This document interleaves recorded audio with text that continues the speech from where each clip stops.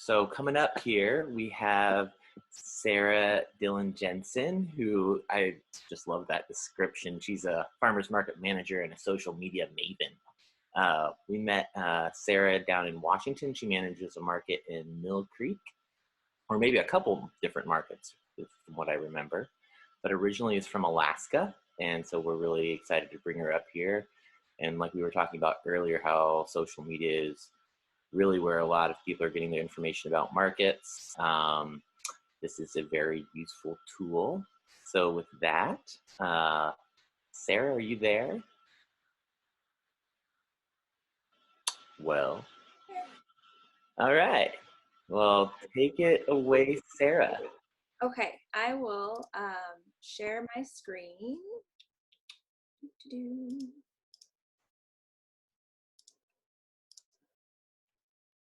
Does everybody have it? Awesome. Look good. Thank you. All right. Hello, everyone. I am Sarah, and I am sitting in gloomy Lake Stevens, Washington right now. But as Brad said, I am originally from Alaska, and you probably saw that fun fact in my bio that I left Alaska to study fashion design because what could be better than going to Southern California after living in Alaska? So that didn't, I mean, it panned out, but it wasn't an ideal career. So I started getting into helping small businesses by way of Mockingjay Press, which helps small businesses with social media.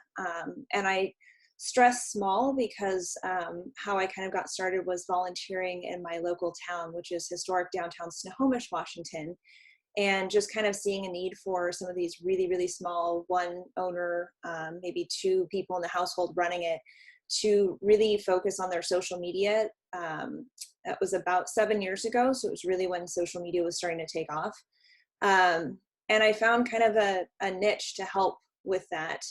And then randomly, through some connections that I had in the community, the Snohomish Farmers Market was looking for a manager, and I got a message from a friend at the city that said, hey, they're looking for a manager. And I was like, and I've never done that. And she was like, you could do it. And so here I am. I'm headed into my 6th year in the Snohomish Farmers Market, my 2nd year with the Stanwood Farmers Market, and I hope to, pandemic crisis averted, start the Lake Stevens Farmers Market this summer as well in my kind of residential area. I did do the Mill Creek Market for the last 2 years as well, but we've decided not to continue with that. The community was a little bit difficult. I wish I actually had some of the social media commentary to share here, but I'm going to keep it positive. So anyways, that's a little bit about me. That's my claim to fame on the slide there, which was when Sunset Magazine actually came to photograph our market and our town.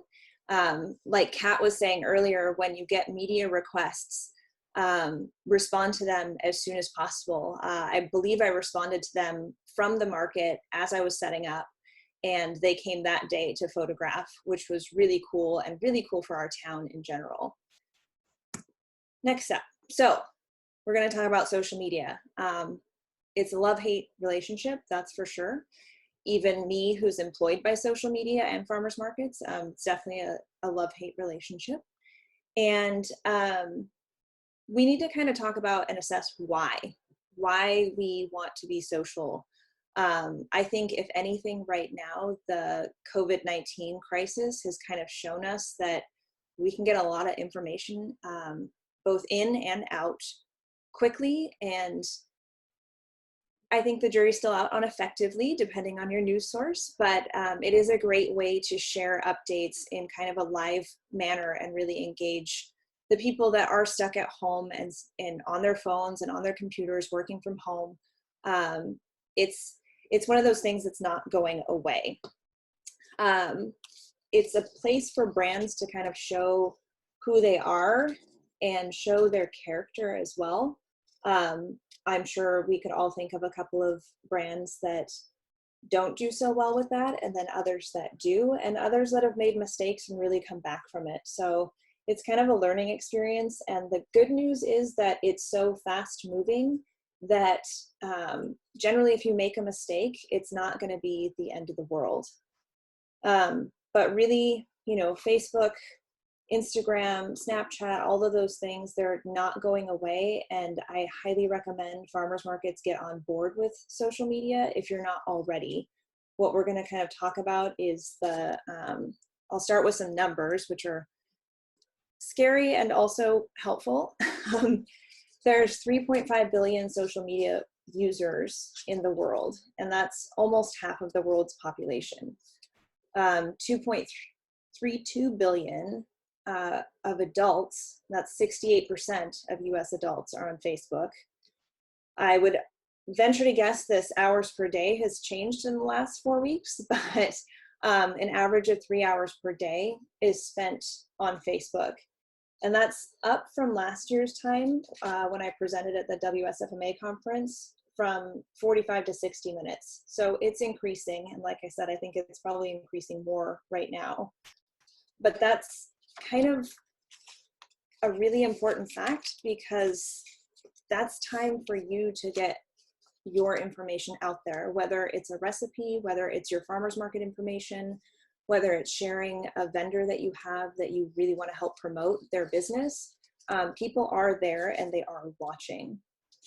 And then 49% of consumers depend on influencer recommendations. So the Instagram person that has 50,000 followers and things like that, you want to try and figure out who those people are in your community, especially in your community. I'm not looking for J-Lo to hit up my farmer's market anytime soon. It would be nice, but it's not going to happen. But just kind of keep your eye on the influencers in the social media platform that you're deciding to work with. So what playground, which one? There's many of them. Which ones do you want to do if you're going to do multiples? It's overwhelming. I get it. So we're going to kind of narrow it down. My personal preference is Facebook. It's what I've done the longest. It's where I'm seeing a lot of my target market for my markets, and as well as the clients that I service in my small community. But the number one thing is to pick the platform that you like, that you're good at, and stick with it and do it really, really well. I will tell you that I do not like Twitter pretty much at all. So I don't do it because it's just one of those things that becomes another chore. And I kind of realize that social media in general can be a chore, but if I don't like it, I'm not going to do it consistently. If you go to one of our market pages, I can tell you that the tweets are from like 4 years ago, because that's when I just gave up. I should really delete it. So see, we all make mistakes. Combine your social media with an email platform, because there are still the customers and the clients and the people that you're wanting to reach that don't do social media as often as some of the others. Email, I know that Kat talked about, basically do everything that you can do to reach your customers. Now, I'm not saying you have to do Twitter and you have to do Instagram and Google Plus and all that kind of stuff. Do the couple that you can do really well and reach the different people. I find email campaigns actually pretty fun, a great way to kind of organize my data and send it out, especially like seasonal updates too. We don't provide our customers with a ton of email. We just kind of do that monthly reminder. Hey, we're still here. Hey, the weather's great. Hey, cherries are coming, or those types of things. If you're lucky enough to have a staff or some volunteers that are good at social media, this is a great delegation task. Obviously, you want to meet with them. You want to be on the same page. You want to make sure that they have grammar and typing and all of those types of things nailed down, because there are grammar Nazis and sentence structure experts all over social media, and they will not hesitate to let you know when you've made a mistake. Again, is it the end of the world? No, but just make sure that the person that you're delegating to is familiar with kind of the messaging and the things that you want to say. So let's dive in. Kind of what we're going to go over today, or what I'm going to go over from my experience, is setting goals, reviewing the demographics, creating a content calendar, whether you're new or kind of old hat to social media, it's definitely a helpful tool and a really great refresher, especially right now, again, with what we're up against as far as the information and the things that are coming at us daily. Executing engaging posts. So a little bit on social media advertising. I threw this in for my presentation earlier this year just because I know people had questions about it last year, and I have some experience, but I'm definitely not one of those people that is all about the advertising. I really like getting things for free. And then assessing what's working and improving what's not. So goals, all the things. Of course, you want to do straight A's, perfect report card on everything, but set attainable goals that you would like your social media presence to produce. Those can be different things, or you can wrap them all up into one, but more traffic to your market day is a good goal, more loyal shoppers, more user-generated photos and buzz about your market.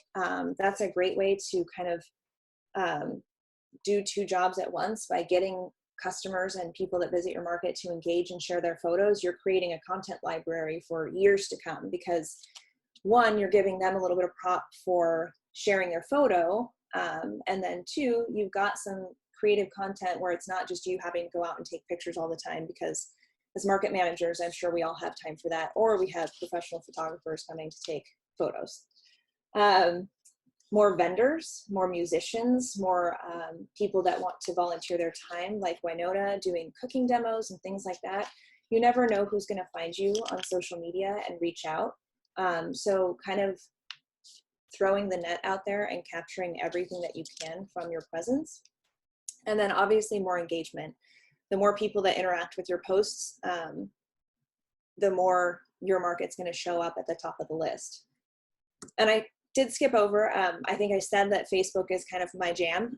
So that's mostly what I'm going to talk about, but a lot of this can be applied across the board with whatever platform you're wanting to do, specifically Instagram too. I know Facebook and Instagram work pretty well together. So a lot of this stuff is kind of cross-promotional that you can apply however you see fit.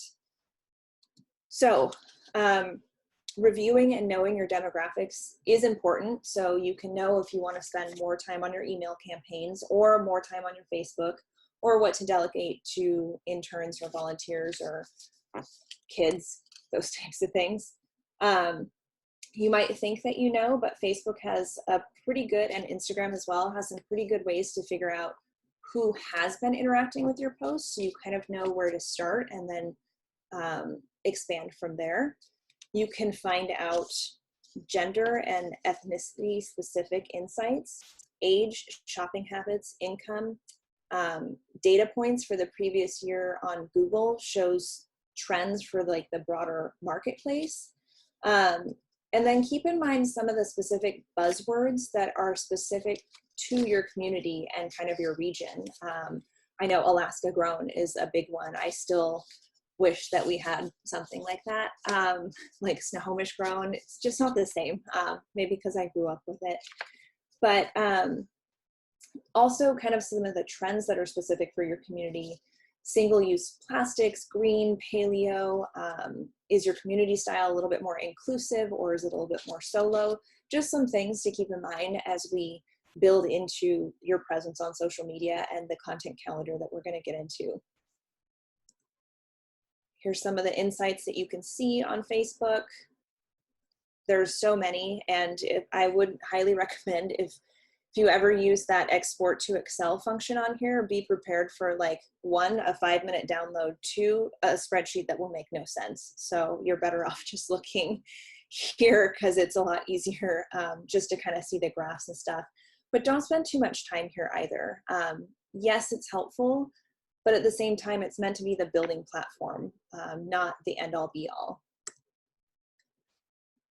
Let's talk about brand identity. Obviously, it's important, especially with products and services and those types of things, but it is also important for you and for you to convey why it's important to your vendors. Consistency is obviously key in streamlining a message, but clarity is really important, and kind of like a solidarity, whether it's between your markets, if you have multiple markets, or if it's with your vendors and with the content that you're sharing. So these are kind of the basics that I go through when I work with a client for their social media. I just started one this week, thankfully. Thank you, Income. And their cover photo on their Facebook page was, it was completely cut off. They were trying to do their logo across the cover, and it just didn't make sense. And so I quickly asked them if I could make something else, and they said, oh, for sure. And then like all of a sudden we got all of this engagement because people just wanted to take the cover photo and use it to promote the business. That was a win-win. So you can see where it seems simple, but you have to make sure it's making sense. Good resolution, all of those types of things for a more graphically inclined person, illustrations and artistic, those types of things. But make sure it's also consistent across all of the platforms that you use. So if you are diving into Pinterest and Twitter and Instagram, make sure that it makes sense in the places. We actually have about 5 or 6 different variations of the same logo that we use. One for the circular Facebook, and one for this handle, and one for over here on the website, because it just fits better. And then we have one for our email campaign too. These are some of the ways that they can get confusing, or what I would call perhaps poor examples of logos. You can see the inconsistency in all of the different ways that Yahoo has changed over the years. Now that's like a decades-long thing, but at the same time, if you don't have consistent branding out there, people are likely to use whichever one they think is the most fun. And what you think is fun and consistent and clean, 97-year-old Ethel might not think is her jam, and she might share something completely different. So it's a way to kind of control how people represent your business as well. So you can see some of these circular ones that are cut off and they just look a little bit sloppy. The resolution isn't great. All of the different version logos kind of just overwhelms me and makes my type A personality just shiver. These are some of those examples of cover photos that kind of don't make sense. Super disappointed in that top one for the wine festival, if you can even read what that says. Because I designed that cover photo and I was really proud of it, and then they just put the splash over the top and it didn't really work. This market photo, it looks like a really great, quaint market. It looks super fun, but just a little bit more time, maybe even some cropping would make it a little bit better. A little bit of editing to make it a bit brighter would make it a little bit better. Couldn't even tell you what this business is over here. Don't know. So how likely is your customer to know? Probably not. And then I literally have no idea what an out of focus cat has to do with Tommy's Guitar Shop. So I'll just leave that right there. These are some examples of clean, fresh, easy ones. Yes, a couple of those are mine. But they took just a handful of minutes to put together, honestly. The Snohomish Farmers Market one, I took some elements from a poster design we had. And then the Stanwood one, I needed business cards and I needed to place the order in about 30 minutes. And so I put this together, got my board to approve it, and we were on our way. But some of these other farm ones are just absolutely gorgeous. And I'm so proud of some of my vendors for putting those together. Content calendars, yay. This was the tool that I used when I first started to kind of keep the organization and to keep my brain steady and able to kind of think and process all of the information. What I find personally as a social media person, as I'm sure many people do with their jobs, I will come up with ideas at the most bizarre times, whether it's 3 in the morning, whether it's sitting down to have dinner, and having a content calendar is kind of a great way to save ideas and have them for when you want to use them. I've had some great ideas for summertime market posts, and if I don't write it down, they're gonna be gone. So a content calendar is a great way and a great place to put them. So you can have a couple of different, you can have any kind of calendar that you want. If you're super linear and you really want just data, you can start it in an Excel sheet. You can get a fancy journal, those types of things. But the basics kind of are the cornerstones, as my slide says with the puzzle pieces. Sharing important information, sharing key dates, market openings, sign up deadlines, the hour updates. Right now we're relying on social media to get the information out about a relocation that we just decided on for the Snohomish market. And that post has been going gangbuster today. I posted it before I joined this morning and we're already at 10,000 and I didn't put a single dollar behind it. It's just the community sharing it. So when you make it very clear that something's important and that you need your help, your community's help sharing it, I think that it goes a long way. Important or updated photos, you can ask for staffing and volunteer requests, sponsorship shout outs, especially if you have a regular schedule that your sponsorship requirements deem as part of your practices. So this is a great tool for you to make sure that you're hitting all of those marks for your sponsors.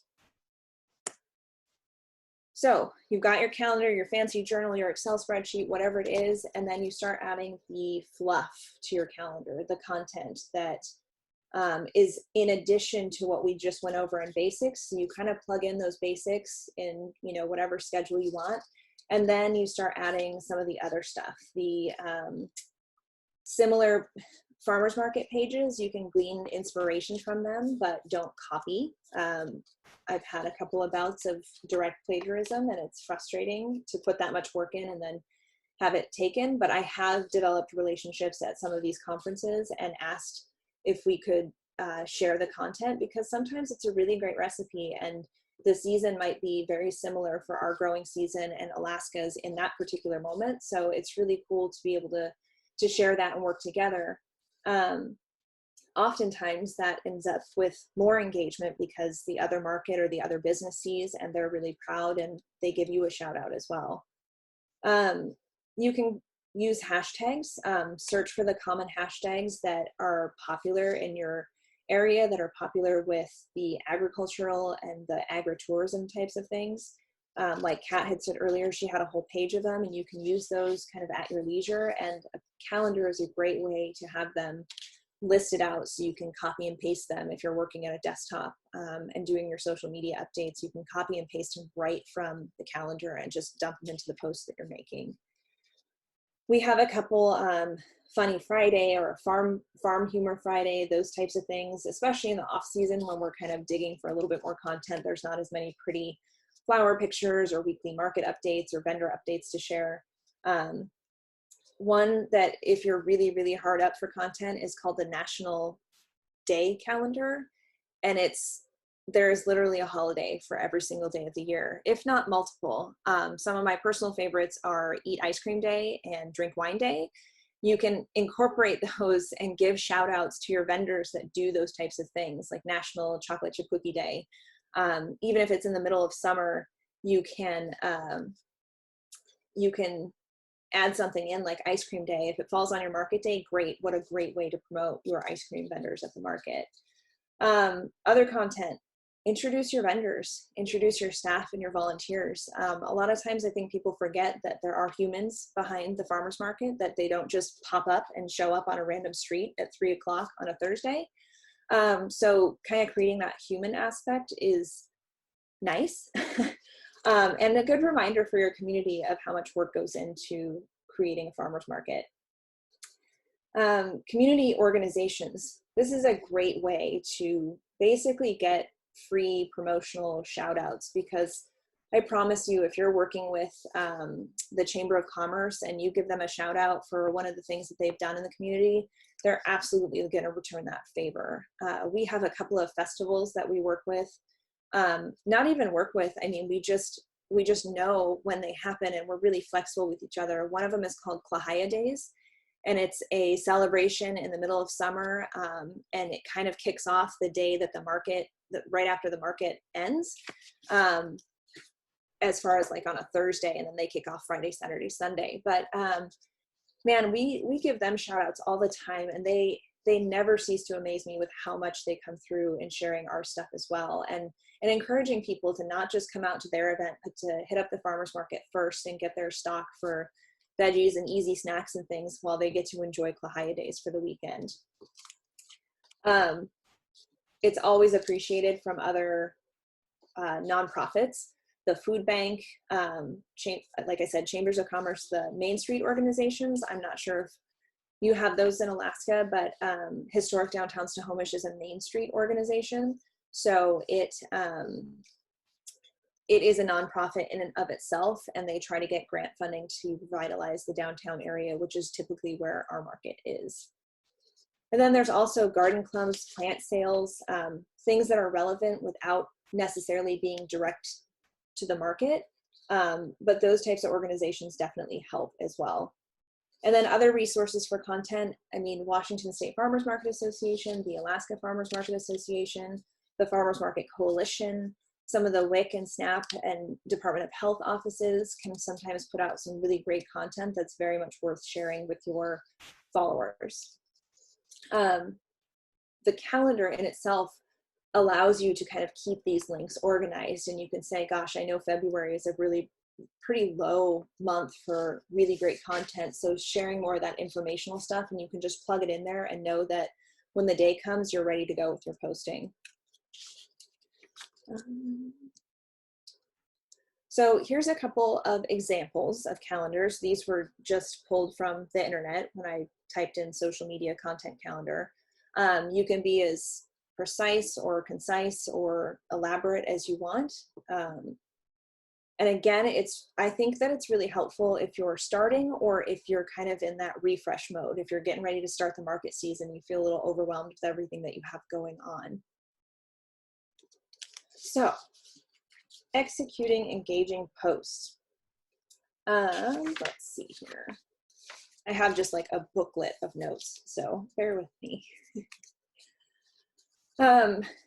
Similar to what we went over in branding, your posts and your content need to be relevant to who you are and the identity that you're trying to be.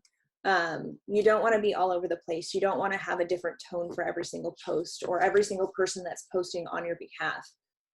One of the things that I kind of pride myself in with working with clients is the ability to kind of capture their essence and their tone and their humor, and then kind of funnel it into being a regular content creator for them.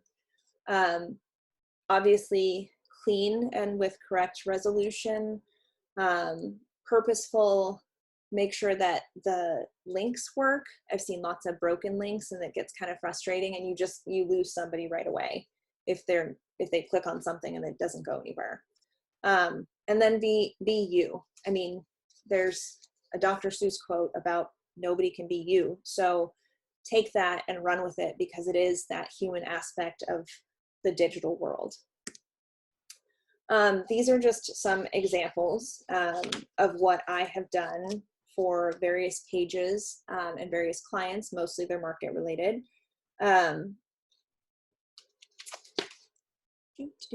Just a few examples. And some of these are stock photos, and some of these are photos that we've got directly from the market. Some of these are vendor photos that I took from their Facebook page.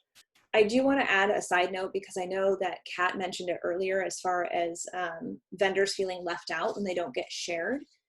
I can't share what I don't see. So if they're not active on social media, I make it pretty clear that I'm not going to go searching for their content. They need to be active if they expect you to be actively promoting them. We capture what we see, and if they need help in that area, that's always something that you can offer as a market manager, or even as part of a vendor 101 or an easy 101. Right now is a great time to connect with them if you have the time, and just offer them a 5 or a 10-minute consult just to help. Hey, here's a couple of programs that I learned about in this conference that might help you be more creative, and those types of things.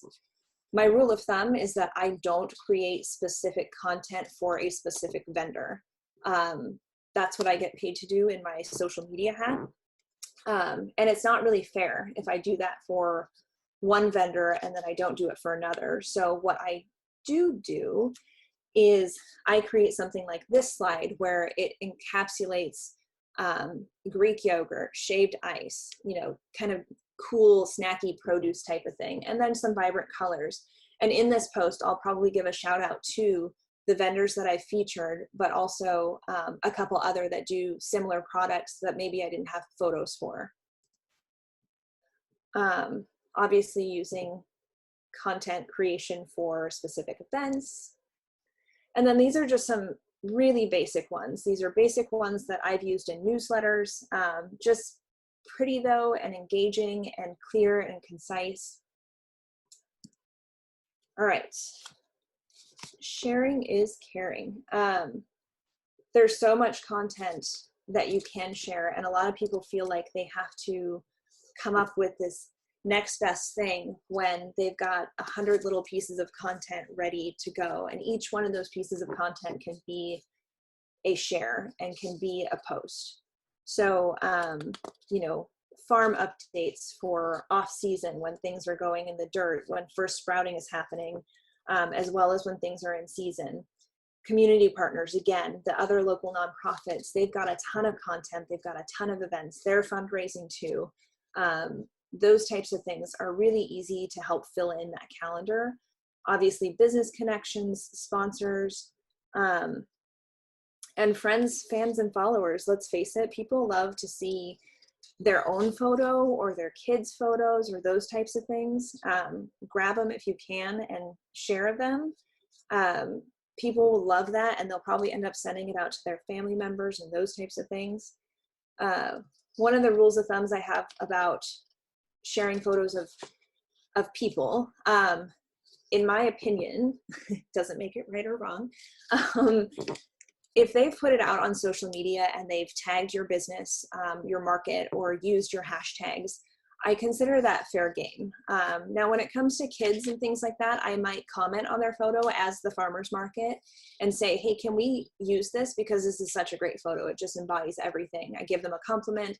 Generally, more times than not, I don't think I've ever had somebody say no. So if you feel like asking, that's a great way to segue into an ask. Hashtagging, again, kind of some of those common ones that you can come up with that are creative and fun. Something to think about though, like go test it out on the internet, because it might have a different meaning than you're thinking it means. Or it might have been linked to something. I mean, I'm sliding into 40 years old this year, and I don't know what fleek means. I don't know what some of these things mean. So I might inadvertently say something that I thought was hilarious when I was 20, and it means something completely different right now. So just be wary, and you can test them out by just typing the hashtag into Google or typing it into Instagram or Facebook, and you'll find out pretty quick if it's something that you want to be sharing on your page.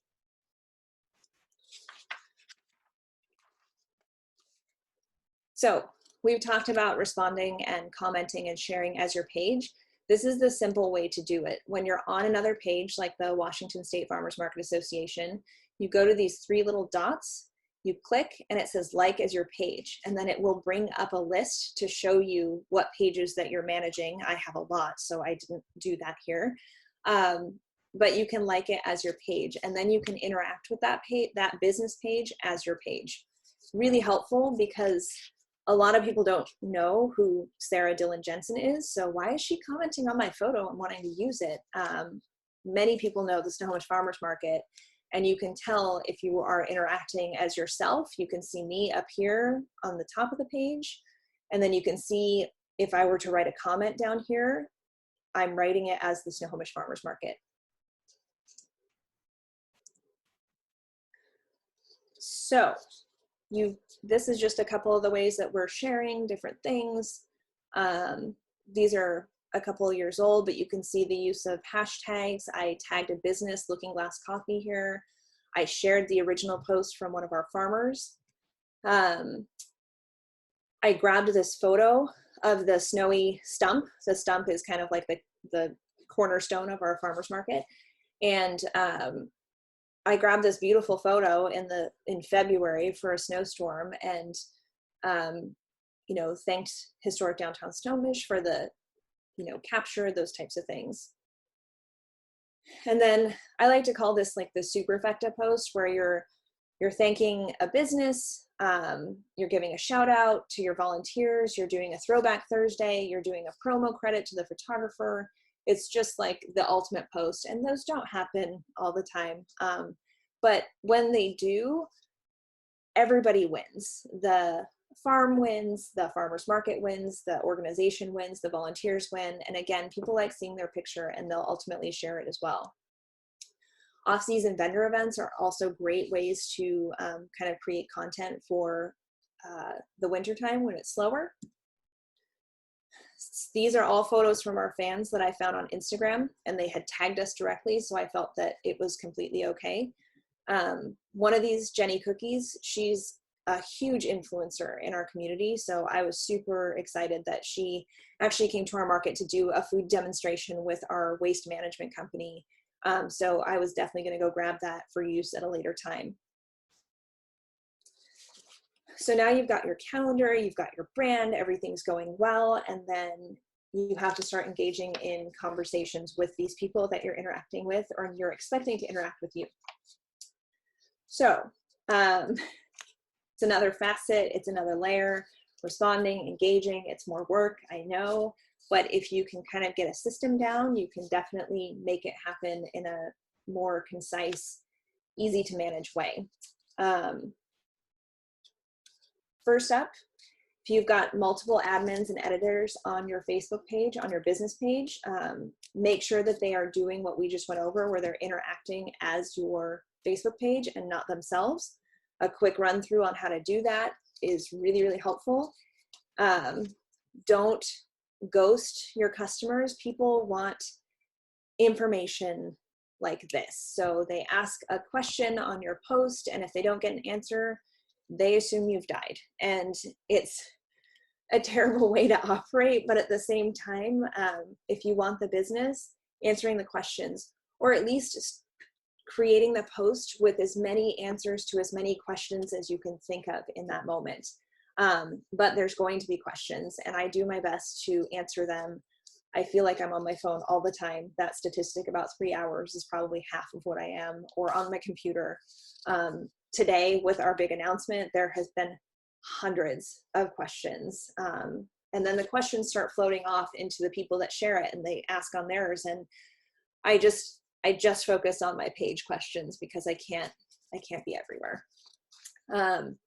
Don't forget your DMs, the direct messages that come to your Facebook page or your Instagram feed or those types of things.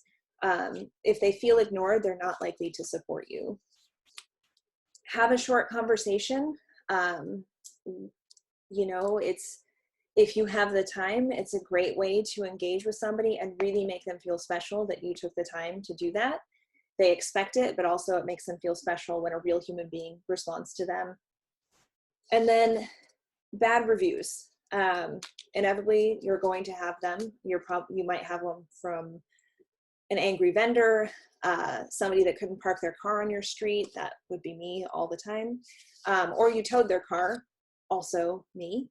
They will read you the riot act in your review, and as angry or as righteous as you might be, this is a great way to show your character, to show that you're fair and that this was the situation as you perceive it. I've actually gone to a couple of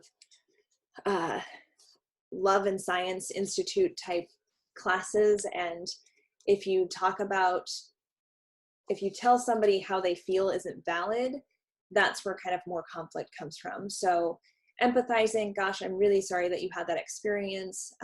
You know, we do put no parking signs out 72 hours ahead of time. And unfortunately, we do have a photo of your car in front of that sign at 2 o'clock, which is 2 hours past when we could have towed it. So showing your character really shows some value to the other people that might later read that review. Don't just copy and paste a response that you have for bad reviews. Try to change a couple of words just so it seems genuine and people don't feel like you're gaslighting them. Let's see. And then hiding is a really great feature. If something ultimately just keeps spiraling out of control, no matter what, you can hide somebody's comment. And I believe I have some examples in the next couple of slides. Automated responses are something different though. That's different than a copy paste. So if you've got your vendor sign up link is live and you've just got a ton of people asking you questions and it's the same question, you know, where's the link? How do I find it? What's the deadline? Those types of things. You can come up with some responses in your inbox in Facebook to kind of address some of that. I also use it if I'm going to be out of town and not checking my phone. Rarely ever happens, but you can say something like, hey, we're really busy right now getting ready for the opening of the market day. We appreciate you and we will get back to you as soon as possible. If it's urgent, send us an email here. Generally, if it's urgent, they will send you an email and then you can check that. But if not, you've at least let them know that you're there. This seems like a pretty obvious, what day is the next market going to be? It's every Thursday, Kathy. Every Thursday. I think this was for a specific pop-up. So, so she had a little bit of a valid point, but we have all that information on our website. We have all that information posted every possible place. I think it was even in our Facebook cover photo, but it's all right, Kathy, I got you. Once again, making sure you're engaging as the market or whoever you want to be. Connections and questions. Like I said, a lot of this stuff happens in the comment section that's super easy to miss, but if you set your Facebook or your Instagram or things like that open up to let you know that you've got questions, you can get your notifications in your personal account and it'll show you, hey, somebody's engaging, somebody commented. You can edit and modify those if you kind of dive deep into Facebook, or even just Googling some best practices is really helpful. This was, you know, sorry to miss you, but we're engaging in we're enjoying summer in Australia. And I didn't have to answer, but it does sound lovely when Australia is not on fire. This was a couple years ago. You know, and then Kathy saying, thanks for the reminder. You know, that's something that's really cool. And just you know, a little bit of extra information for her. And I'm sure she found it helpful and it didn't turn into this nasty conversation with, I couldn't get any information and the page wouldn't answer me and those types of things. When they do reviews or recommendations, I try to go in and, especially for the positive ones, be thankful. I thank them, even if it is just a canned response. I try to just say thank you to every single one of them. The one that wrote a longer review, that's worthy of a little bit more and a little bit more personal. I do the same on our Google reviews. And that's often something I do at the market because people, when they come to the market, if they have their privacy settings off, Google will ping them and say, hey, you were just at the Snohomish Farmers Market. What did you think? And they'll rate us. And if they rate us a 2-star for having flowers that were too expensive, you can bet I will go on there and educate them about why their money means more at a market than it does at Whole Foods. So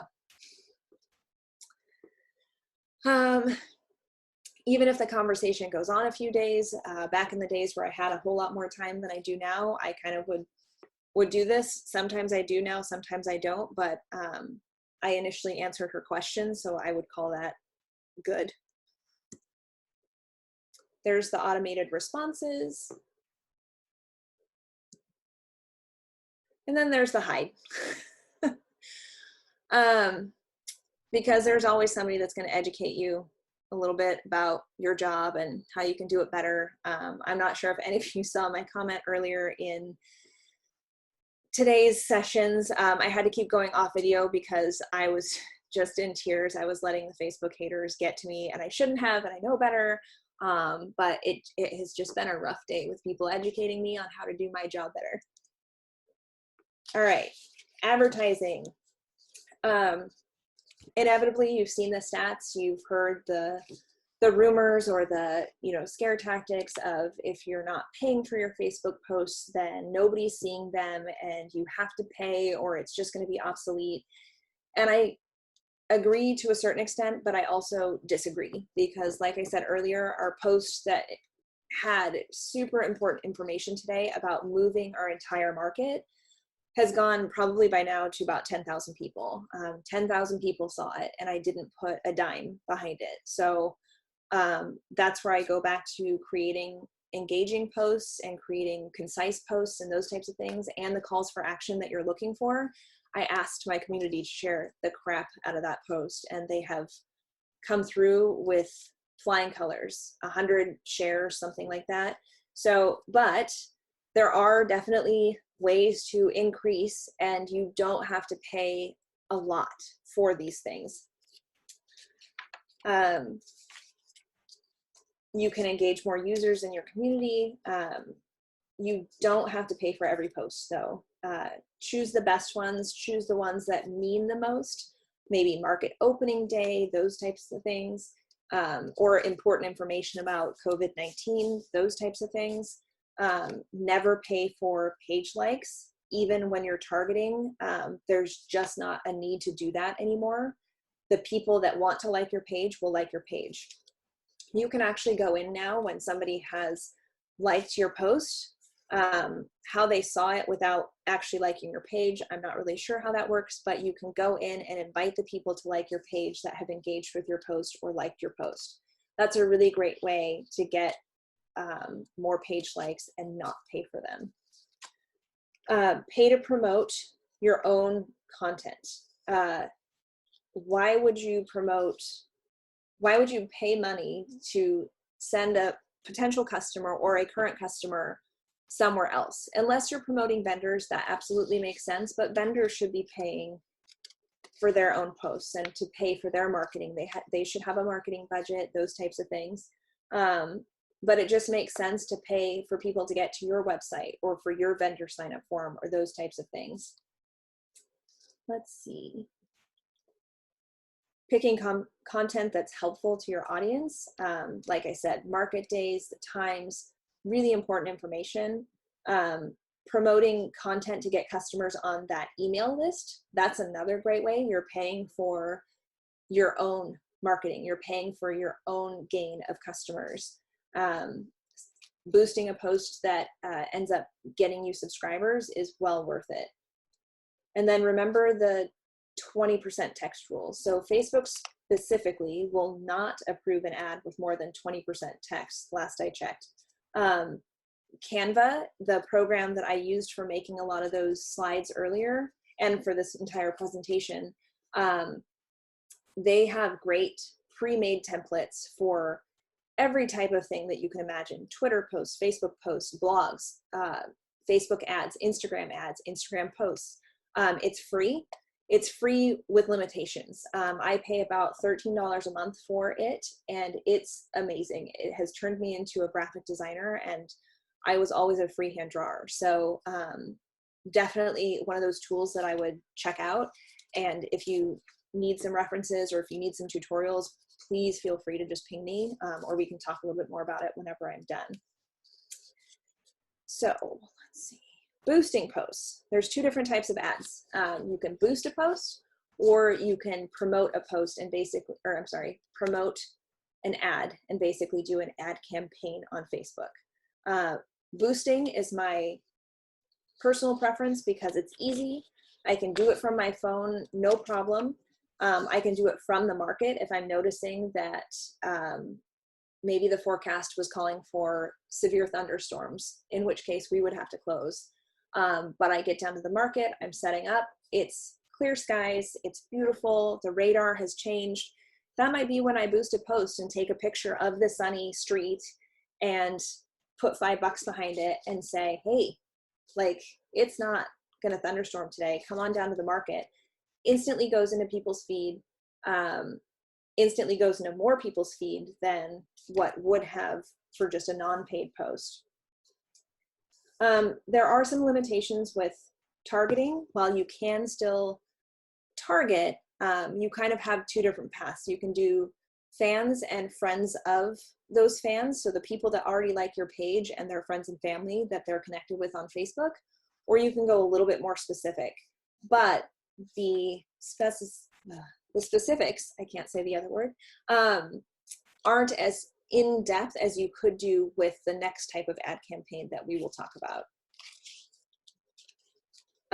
But boosting to the people that you already know like your page and like your product and like your business is really helpful, because it does serve as just that reminder. Hey, we're here today. Hey, we're here this Thursday, this Saturday, this Sunday. Hey, cherry season is here. It's going to be a sellout. You want to get here early, those types of things. And it really is just that ignition for the posts that you're already doing, and you're already doing really well. This is the little boost button. It's on pretty much every post. And you just click it, it'll pop up, and it will take your credit card information if you don't already have something linked, and you're on your way.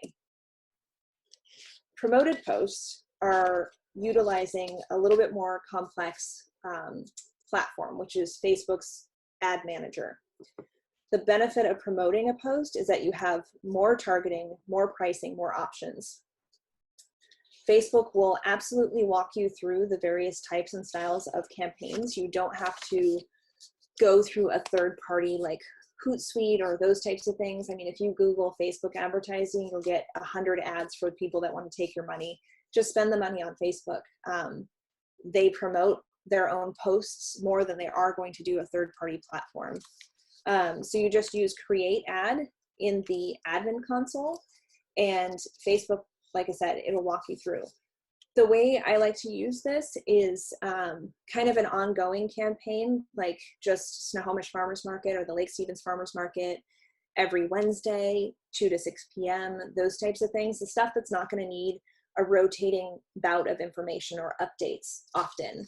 I've used this for a venue that does weddings in the summer, and we run them really specifically around engagement times like Christmas and New Year's. And then we'll do another campaign that's targeted more for Valentine's Day. Like, did you just get engaged over Valentine's Day? Book this venue, we're offering XYZ off. And then it's very specific start and end dates and very specific budgets, which is really kind of helpful if you're setting that up for your market for the year and planning out your marketing budgets.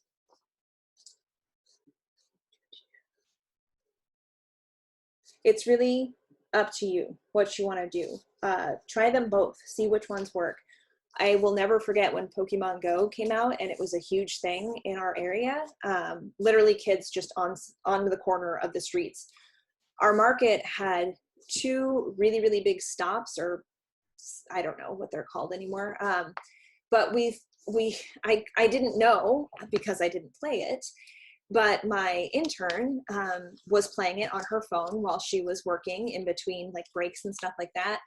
And she told me about it. And so I quickly jumped on my phone and I put $5 behind it. And sure enough, within a half an hour, I had 25, 35, 45 kids come through. And do you know what they buy? They buy kettle corn. They buy iced coffees. They buy cookies. That made our vendors' day, that they were able to profit from $5 post. And have kids realize, oh, hey, this is here on Thursdays. I can come get a cookie every week, or a pie, or whatever it is that they wanted to get. All right. So alternative free ideas, like I was talking about Canva. There's also these things called, and I hope that you're familiar with them, private groups and community groups. Facebook groups in general are kind of a great way to engage both your vendors specifically, and with live updates, with information, with need to know now kind of stuff, and also community groups. We have one in Snohomish called the Snohomies. There's also the Lake Stevens community group.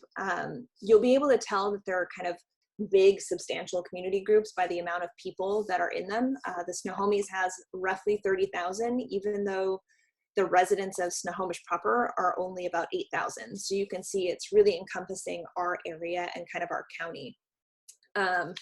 They offer, I'll start with private groups. So I use this for my vendors specifically. A lot of them are on Facebook, some of them aren't. So that's why I also send out our updates in emails as well. But creating a private group creates a place for discussion where the vendors don't necessarily have to email you. They don't necessarily have to call you. They can quickly send a question or send an update or a link or something like that, or even some content that they want shared. And it's one less place for you to have to check. It's one less place for you to have to, spend 20 minutes on a phone call, those types of things. And sometimes I send out emails and my vendors will say that they didn't get them. I don't know what happened, but this is just kind of a secondary backup, or email is backup to what's posted on Facebook. And it's also a great way, I used it today when I created a graphic about our important information, to give it to the vendors, and then they can take it from there and they can share it. Whereas if I put it in an email, one of them might not know how to get it out of the email and embed it into their Facebook, or they say the wrong thing. This way they can just copy and paste it and share it right on their own page for their customers to know. Community groups, you reach a lot of people real quick. Like I said, that Snohomies group has about 30,000 people in it, and a lot of people see the posts in community groups. I don't know what the algorithm math magic is behind that, but it's just kind of a running conversation. It almost is Facebook's version of Twitter, honestly. And it really is, side note, a almost reality TV show type thing, because I promise you, you will be fully entertained in seeing people's asks, what they're asking for, what they're inquiring about. We have a joke in the Snohomies that if there's a helicopter anywhere, Dan from down by the river is going to think that the government has come. So they're fun. Explore them. Get some popcorn, because I tell you, it is a wild ride. As far as for sharing your farmers markets, there are a lot of potential benefits for nonprofits and community organizations. Our group specifically allows nonprofits to post for free, and they don't limit that. They sometimes our group specifically does charge for business posts, but because we fall under the nonprofit just through the state, we can post for free. So I shared our big post there today, and I helped get it to more people. I always post in that community group first thing on market day, just to remind the Snohomies that the market's happening. And a lot of times people will say like, hey, that's great, I totally forgot, or when does it open again? Like as far as the opening day or the closing, when's the last day, those types of things. Calls to action are really great in these groups, because they're they're obviously looking for something to do if they're discussing helicopters and Dan's down by the lake cabin. But help us reach 10,000 likes, share us with your friends, share us with people that just moved to this community. Introducing myself as the market manager and kind of a little bit about me, those are always fun and engaging posts. And it's also a great call out for volunteers, for staffing, or hey, we need a food truck. Can anybody recommend somebody? A lot of times these people will have a personal relationship. With 30,000 people, you don't know who knows who. And often it is who you know versus what you know. And post as often as they'll let you to keep people informed. Some of the other free programs to look into, I think I said MailChimp earlier. We actually used our website for a long time to do our emails. We have a Wix website and we pay for a domain to make it look professional. And Wix has a marketing platform. A lot of times the website platform that you use has something for you to use. If it's easy, if it makes sense, if you're comfortable with it, use it. I was starting to find that a lot of my Wix newsletters were not getting into people's mailboxes because they were marking them as spam. So I went and did some research and found that MailChimp is free up to 2,500 subscribers, which fine by me. And so we started using MailChimp. And through our website and through some of our call outs on Facebook, we ended up finding somebody who was interested in volunteering, but she didn't want to volunteer for day of market kind of physical labor stuff. So she's a content creator. She is a foodie locally, and she shops at the market and builds recipes. So I called her up and said, hey, would you want to maybe do our newsletter for us? And she was honored that we would trust her with something like that. So we've set up a monthly thing. I give her a little bit of content. She expands on it. She creates some fun graphics in Canva because I told her about that too. And now we have a monthly newsletter that I really don't have to worry about, which is awesome. And we've engaged a community member that now feels like she's really part of our market. it's kind of a fun and rewarding system for us too. All right. So how do you know if you're doing it right? And now what? Keep at it. You can't grow carrots overnight, so you can't grow up to 1 million followers and fans on Instagram or Facebook. Keep at it, keep active. Make sure you're putting some time into this. Like I said from the very beginning, it's not going to go away. So you definitely want to have it as part of your marketing plan. But do pick the thing that you enjoy and do it. Posting every day, especially during market season. We go a little lighter in the wintertime, but I have started posting 5 days a week, even in the wintertime, because that keeps you at the top of people's feed and it keeps people engaged. And even if it's just, you know, doing the same couple of pictures on Throwback Thursday, man, people love dreaming of warmer weather when it's cold. And you guys know this, and we all know this because I'm originally from Alaska too. It brings a smile to their face. And even with now, I shared a couple of pictures yesterday of just how much we miss and are going to miss for the foreseeable future, these crowds and that engaging in our kids club and our musicians and those types of things. And I think, yes, it made people sad, but it also made people thankful that they've gotten to experience that with us the past couple of years. And it makes them want to support us in whatever way, shape, or form they can this year to keep us from having to go away permanently.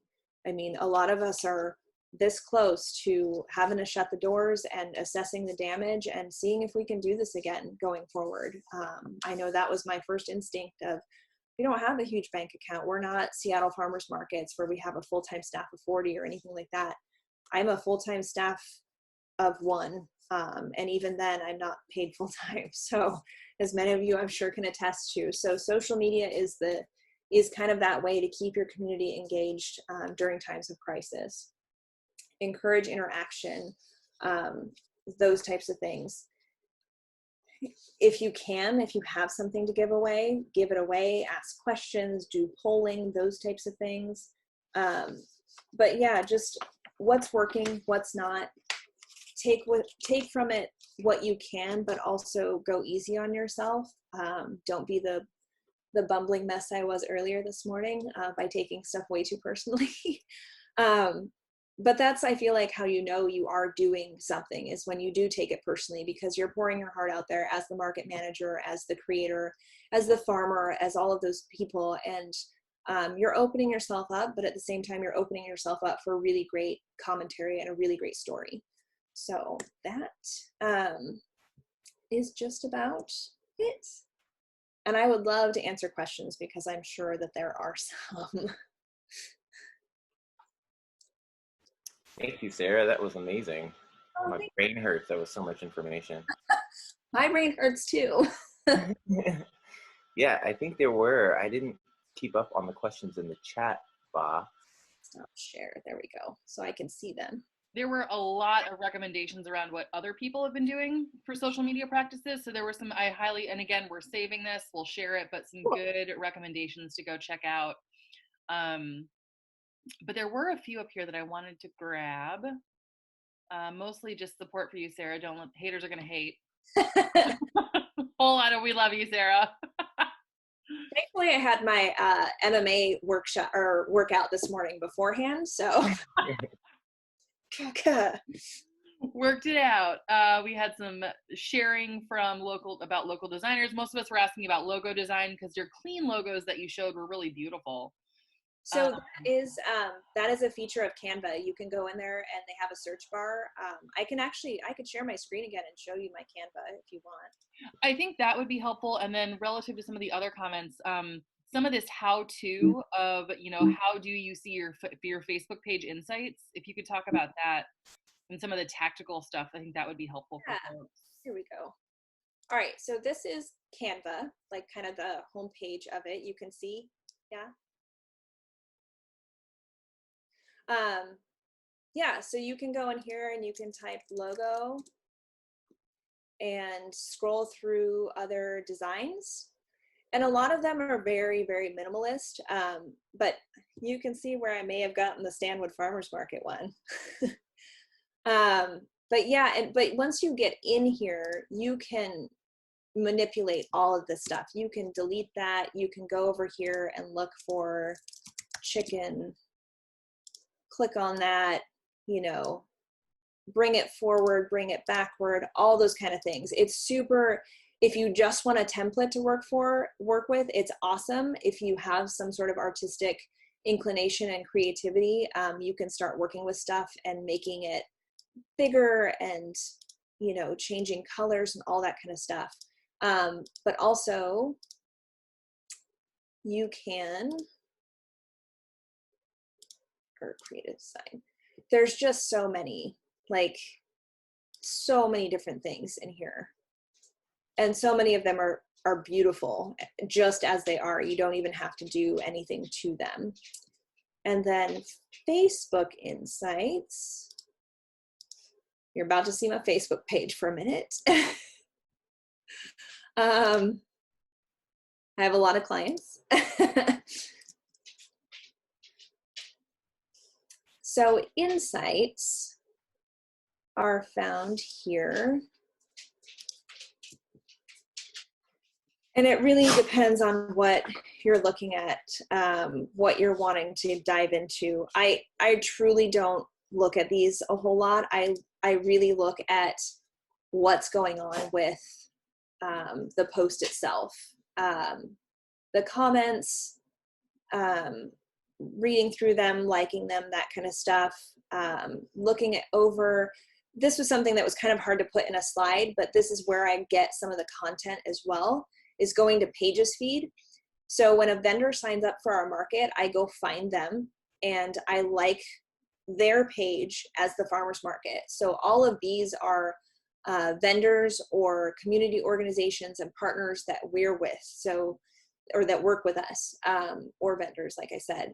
So you can go in and like their posts, you can grab them and share them onto your page, onto a different farmers market page. And you can see the ones that kind of stand out that are super active. The Old White House, she's had like 4 of the last 6 posts. So this is a great example to show your vendors and say, hey, these are engaging posts. These are what's coming up when I go to search for things. And that's a great way to share as well. If you want to do something specific, I have one farmer that I know is just amazing at his social media. So if I'm really hard up for a post, I go share something, especially when I'm really wanting to get people excited about the farmers market season, seeing stuff growing. He's one of my only farmers that does this type of thing, so I'm pretty safe. And he's also our board president, so he gets a little bit of favoritism right now, but he just has amazing photos, and lots of great information. So what else? So cool. Well, I think maybe, unless there's many more questions, I really appreciate you giving us that. That's something up here in Alaska that we are just starting to really scratch the surface on, I think. Yeah. So it can be a lot of fun, especially in the off season, to kind of dive into it and learn, and just create stuff and see. I look back at some of my original like designs and posts and I'm like, oh my gosh, but you got to start somewhere. So you might as well start versus not playing in the game. yeah.